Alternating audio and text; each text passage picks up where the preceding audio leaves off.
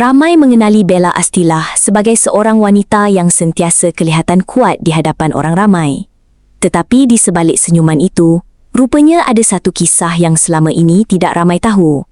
Dalam satu majlis yang dihadirinya baru-baru ini, Bella akhirnya berkongsi bahawa suatu ketika dahulu, dia pernah melalui fasa hidup yang sangat sukar sehingga mengambil keputusan mendapatkan bantuan daripada pakar psikiatri. Menurut Bella, perkara itu berlaku kira-kira 8 tahun yang lalu.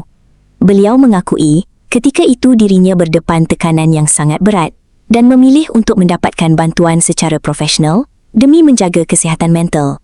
Bella turut mendedahkan beliau menghadiri beberapa sesi kaunseling secara bersendirian. Setiap sesi mengambil masa sekitar 1 jam hingga 1 jam 30 minit. Dan sepanjang tempoh itu, beliau memberi ruang kepada dirinya untuk mendapatkan bimbingan serta sokongan yang diperlukan. Apa yang lebih menyentuh hati, Bella langsung tidak berkongsi perkara itu dengan sesiapa ketika itu. Bukan kerana malu, tetapi kerana bimbang masyarakat akan cepat membuat andaian dan menambah pelbagai spekulasi. Beliau tahu masih ramai yang mempunyai tanggapan negatif apabila mendengar seseorang mendapatkan rawatan daripada pakar psikiatri. Sedangkan hakikatnya, mendapatkan bantuan bukan bermaksud seseorang itu tidak waras.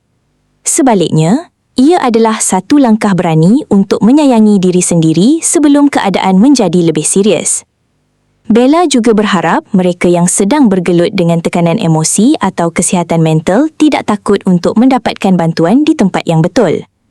Katanya, sebagai manusia, kita perlu berusaha dan berikhtiar mencari jalan penyelesaian. Meminta bantuan daripada pakar bukan tanda lemah.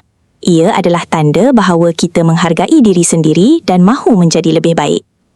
Perkongsian Bella ini mendapat perhatian ramai kerana membuka mata masyarakat bahawa kesihatan mental juga sama penting seperti kesihatan fizikal. Semakin awal seseorang mendapatkan bantuan, semakin besar peluang untuk bangkit dan menjalani kehidupan dengan lebih tenang. Apa pula pendapat anda?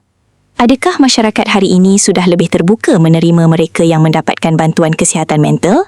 Atau masih ramai yang cepat menghukum? Kongsikan pandangan anda di ruangan komen. Terima kasih kerana menonton Chua Viral TV. Jangan lupa like, komen dan subscribe untuk terus dapatkan update terkini tentang dunia hiburan Malaysia. Jumpa lagi di video seterusnya. Stay tuned untuk lebih banyak kisah sensasi.